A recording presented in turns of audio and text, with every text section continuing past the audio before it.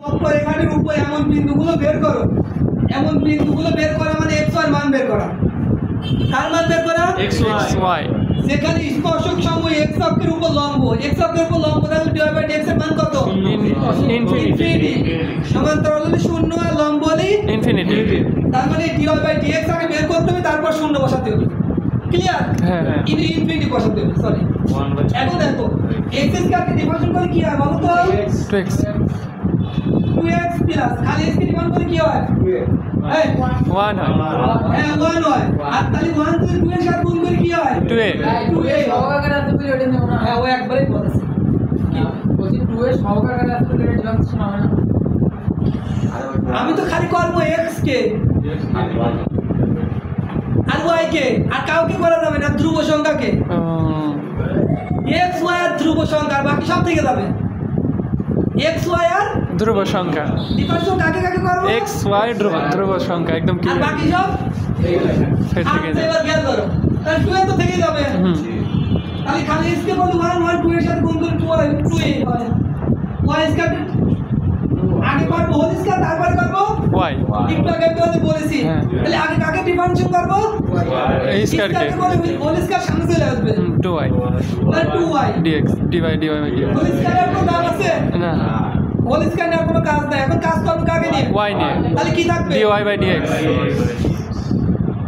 যারা বুঝেছে তারা মনে মনে ভাবছে এত সহজ, সত্যি কথা বলছে ভাই। হ্যাঁ সহজ অঙ্ক তো। আর যারা বুঝতেছে না তাদের হয়তো খারাপ লাগতে পারে। এখন খেয়াল করো, আমি এইটা রেখে দেবো, এইটাই তোমার দরকার লাগবে এটা। শূন্য বসা করে dy বাই dx এর তো দরকার, dy বাই dx রেখে দিলাম। এই যে প্লাস 2x এই পাশে নিয়ে গেলে কি হবে? মাইনাস প্লাস 2 এই পাশে নিয়ে গেলে minus minus dy by dx এর সাথে এটা গুণ আকারে আছে, তাহলে এই পাশে কি আসবে? ভাগ। এখানে 2 আছে, এখানে 2 আছে, 2 তুমি কমন নিই তাহলে -x - a বাই 2y করে থাকে, তাই না? 2 কেটে দিলাম, তাহলে -x - a বাই y করে থাকে। এখন পুরো বলে দিয়েছে স্পর্শক x অক্ষের উপর লম্ব। লম্ব, যেহেতু স্পর্শক x অক্ষের উপর লম্ব, অতএব dy বাই dx এর মান হলো ইনফিনিটি। আর dy বাই dx এর মান তোমরা কত পাইছো? Minus x minus a by y।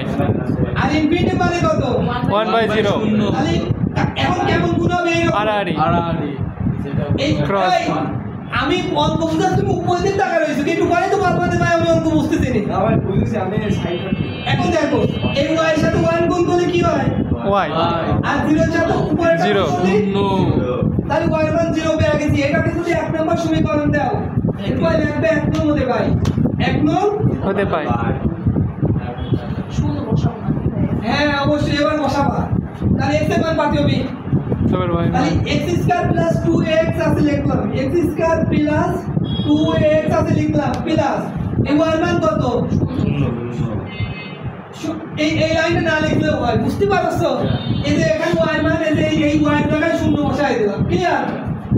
তাহলে x স্কয়ার প্লাস 2x সমান কি হয়?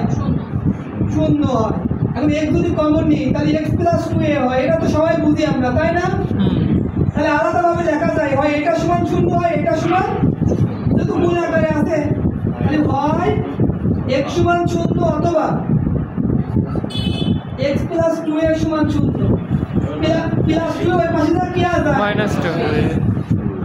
-2a। তাহলে এবার অ্যানসার লেখা শিখাই, কিভাবে অ্যানসার লিখতে হয়। এখন এখানে x এর মান 0 আর এখানে x এর y এর মান কত? 0 তাহলে 0, 0। এখন পরে আছে কে? x এর আরেকটা মান,